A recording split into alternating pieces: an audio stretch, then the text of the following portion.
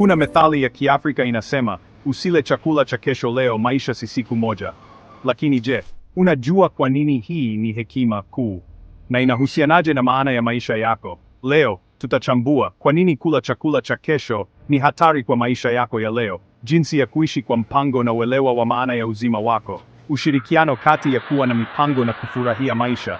Chakula cha kesho ni mfano wa rasilimali au fursa unazotumia mapema kuliko muda wake. Kwa mfano, kukopa pesa za mradi wa kesho kwa ajili ya starehe ya leo, kula pesa ya mafunzo ya watoto wako kwa ajili ya kuvinjari, kumaliza uhusiano kwa sababu ya hasira ya muda mfupi. Ukweli, methali hii si kuhusu chakula tu, ni kuhusu kuvunja mduara wa maisha ya kujidanganya.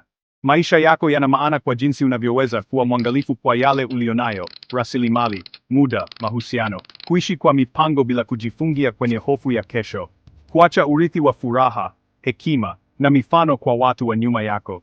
Mfano, kula chakula cha kesho ni kama kukata tawi unalokalia, hautafurahia matunda yake.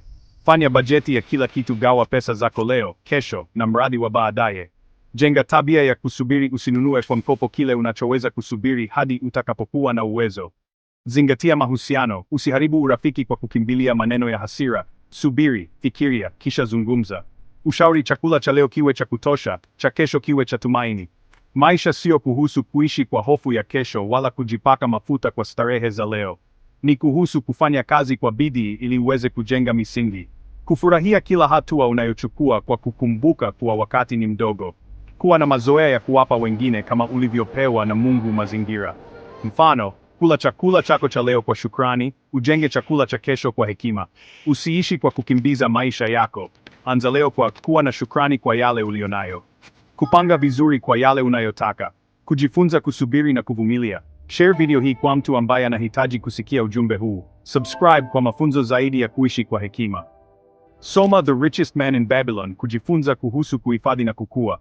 Anzisha mazoezi ya kuhifadhi 10% ya kipato chako kila mwezi. Zingatia methali, mwenye subira hula mbivu.